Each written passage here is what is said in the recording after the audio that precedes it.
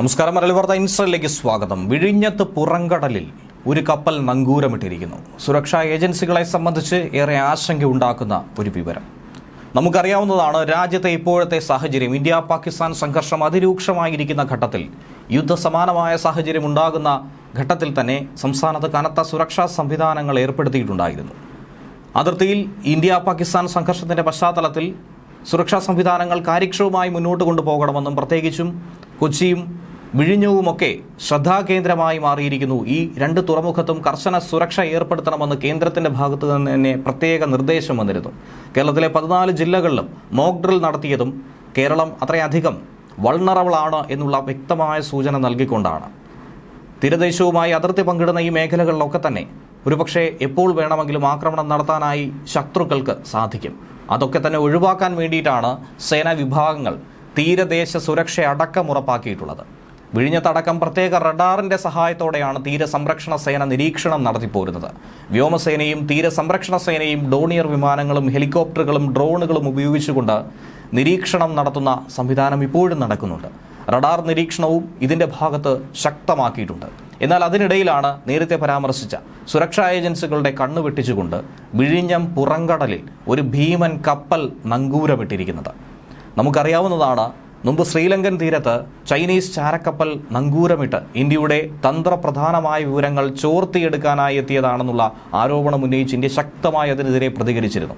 അതിനുശേഷം പുറംകടലിലൊക്കെ തന്നെ അസ്വാഭാവികമായി അനുവാദം വാങ്ങാതെ നങ്കൂരമിടുന്ന കപ്പലുകളെയും അവ എത്തിച്ചേരുന്ന മേഖലകളെയും ഒക്കെ വ്യക്തമായി ഇന്ത്യ നിരീക്ഷിക്കുന്നുണ്ടായിരുന്നു. ഈ സാഹചര്യത്തിൽ കൂടിയാണ് വിഴിഞ്ഞം തീരത്ത് നങ്കൂരമിട്ട വിദേശ ചരക്ക് കപ്പലിനോട് 48 മണിക്കൂറിനുള്ളിൽ ഇന്ത്യൻ തീരം വിട്ടുപോകണമെന്ന് കോസ്റ്റ് ഗാർഡ് കർശനമായ നിർദ്ദേശം നൽകിയത്.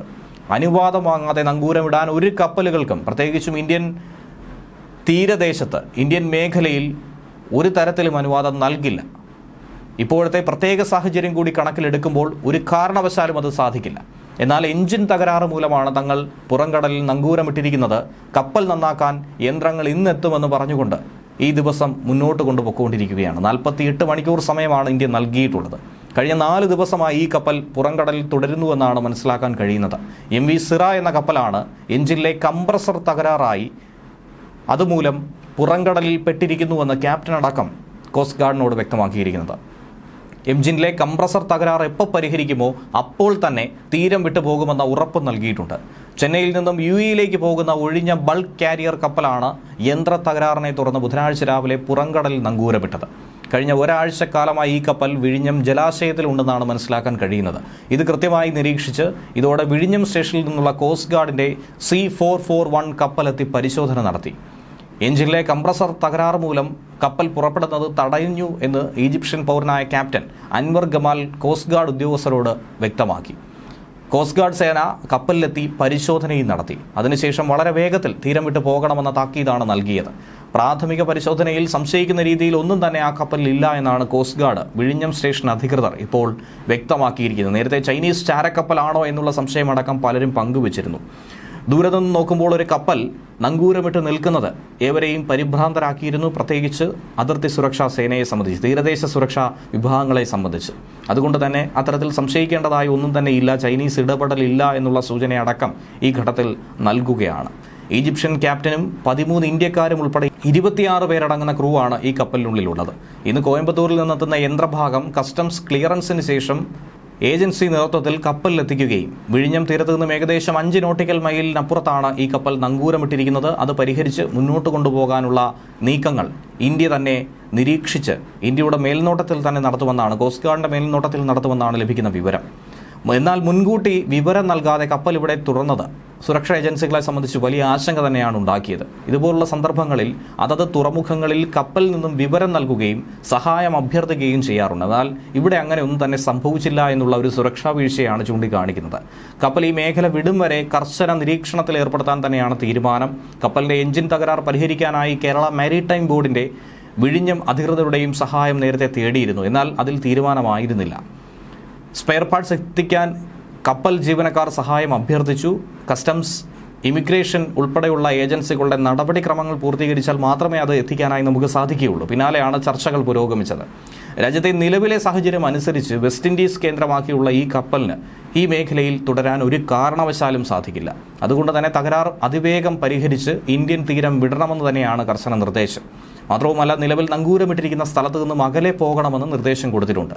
കപ്പലിന്റെ സാങ്കേതിക തകരാർ പരിഹരിക്കുന്നതിനുള്ള കംപ്രസർ ശനിയാഴ്ച എത്തിച്ച് കപ്പൽ രാത്രിയോടെ പുറപ്പെടുമെന്നായിരുന്നു നേരത്തെ ലഭിച്ച വിവരം. എന്നാൽ ഇതുവരെയും കപ്പൽ പുറപ്പെട്ടിട്ടില്ല എന്നാണ് മനസ്സിലാക്കാൻ കഴിയുന്നത്. അതേസമയം ലോകത്തെ തുറമുഖങ്ങൾ തന്നെ ഏറ്റവും അധികം വിസ്മയിപ്പിക്കുന്ന ഒന്ന് തന്നെയാണ് വിഴിഞ്ഞം തുറമുഖം. നമുക്കറിയാവുന്നതാണ്, ഇതിൻ്റെ ഉദ്ഘാടനം പ്രത്യേകിച്ചും സംഘർഷഭരിതമായ സാഹചര്യത്തിൽ കൂടിയായിരുന്നു പ്രധാനമന്ത്രി നരേന്ദ്രമോദി നടത്തിയത്. വിഴിഞ്ഞം അന്താരാഷ്ട്ര തുറമുഖത്തിൻ്റെ വരവോടുകൂടി ഇന്ത്യൻ ഉൽപ്പന്നങ്ങൾക്ക് ലോക വിപണിയിൽ കൂടുതൽ അവസരം കിട്ടും എന്നുള്ള ഒരു സാധ്യത കൂടിയാണ് എടുത്തു പറയേണ്ടത്. കയറ്റുമതി സാധ്യത കൂടിയതും അതിനുള്ള ചെലവ് കുറഞ്ഞതുമാണ് ഇതിനുള്ള കാരണം. കൂടുതൽ വിപണി തുറക്കുന്നതോടെ തൊഴിലവസരങ്ങളും വർദ്ധിച്ചു വരും. അമേരിക്ക, യൂറോപ്പ്, ആഫ്രിക്ക, കിഴക്കൻ ഏഷ്യ എന്നിവിടങ്ങളിലേക്കും ചരക്ക് കൈമാറ്റം വിഴിഞ്ഞത്തിലൂടെ എളുപ്പമാകും, സുഗമമാകും. അമേരിക്ക ഇറക്കുമതി ചുങ്കം വർദ്ധിപ്പിച്ചതോടെ ആപ്പിൾ പോലുള്ള കമ്പനികൾ ഇന്ത്യയിൽ നിർമ്മാണ യൂണിറ്റ് ആരംഭിക്കാനുള്ള താൽപ്പര്യം പങ്കുവയ്ക്കുന്നുണ്ട്. MSC തുർക്കിയ ഉൾപ്പെടെയുള്ള വൻകിട കപ്പലുകൾ നങ്കൂരമിട്ട വിഴിഞ്ഞം ഇനിയും കാത്തിരിക്കുന്നത് കപ്പൽ ഭീമന്മാരെ തന്നെയാണ്. ജൂലൈ 13 മുതൽ ട്രയൽ റണ്ണും ഡിസംബർ 3 മുതൽ വാണിജ്യാടിസ്ഥാനത്തിലുള്ള പ്രവർത്തനം ആരംഭിച്ച തുറമുഖത്ത് 5.5 ലക്ഷം കണ്ടെയ്നറുകൾ ഇതിനോടകം തന്നെ എത്തിക്കഴിഞ്ഞു. വലിയ കപ്പലുകൾക്ക് ലോകത്തെ അധികം തുറമുഖങ്ങളിൽ അനായാസമായി നങ്കൂരമിടാൻ കഴിയില്ല. എന്നാൽ പ്രത്യേകിച്ചും ഒരു മുന്നൊരുക്കവുമില്ലാത്ത വലിയ കപ്പലുകൾക്ക് എത്താം എന്നുള്ളതാണ് വിഴിഞ്ഞത്തെ ആകർഷകമാക്കുന്നതും ശ്രദ്ധേയമാക്കുന്നതും. വൻകിട കപ്പൽ കമ്പനികൾക്ക് നൽകുന്ന സൗഹാർദ്ദപരമായ സേവനങ്ങളും വിഴിഞ്ഞത്തെ കപ്പൽ കമ്പനികൾക്ക് പ്രിയപ്പെട്ടതാക്കി അതിനെ മാറ്റുന്നു. 3 വർഷത്തിനുള്ളിൽ 10,000 കോടി രൂപയുടെ നിക്ഷേപം കൂടി കേരളത്തിലേക്ക് വരുമെന്നാണ് പ്രതീക്ഷിക്കുന്നത്. നിക്ഷേപ അന്തരീക്ഷത്തെ തന്നെ ആകെ മാറ്റിമറിക്കാൻ ഇതിന് സാധിക്കും. അടുത്ത മാസം വിഴിഞ്ഞം തുറമുഖത്തിന്റെ 2ാം ഘട്ട നിർമ്മാണം ആരംഭിക്കും. 2028 വിഴിഞ്ഞം തുറമുഖം സമ്പൂർണ്ണമായി പൂർത്തീകരിക്കും. കമ്മീഷനിങ്ങിനായി മെയ് 2 വിഴിഞ്ഞത്ത് പ്രധാനമന്ത്രി നരേന്ദ്രമോദി എത്തി.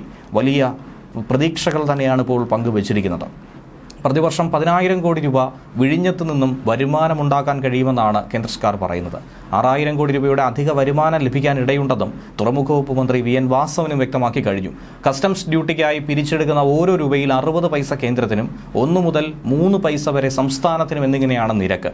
വിഴിഞ്ഞം തുറമുഖം പ്രധാന അന്താരാഷ്ട്ര കപ്പൽ വഴികളിൽ നിന്നും വെറും 10 നോട്ടിക്കൽ മൈൽ ദൂരത്തിലാണ് സ്ഥിതി ചെയ്യുന്നത്. അതുകൊണ്ട് തന്നെ ഭീമൻ കപ്പലുകൾക്ക് വഴിമാറ്റ ചെലവ് കുറയും.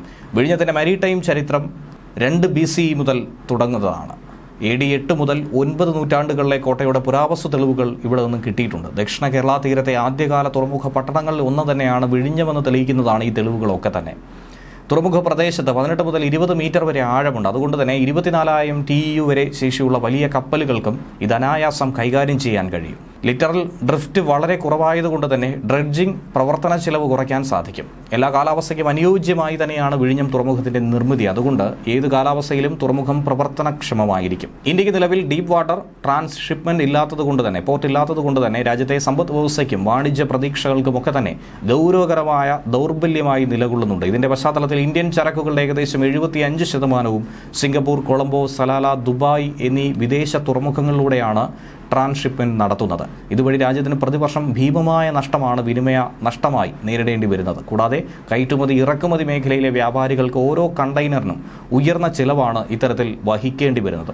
ഈ സങ്കീർണതകൾക്കൊക്കെ തന്നെ വലിയൊരു പരിഹാരം തന്നെയാണ് വിഴിഞ്ഞം. ന്യൂസ് ഡെസ്ക് മലയാളി വാർത്ത ഇൻസൈറ്റ്.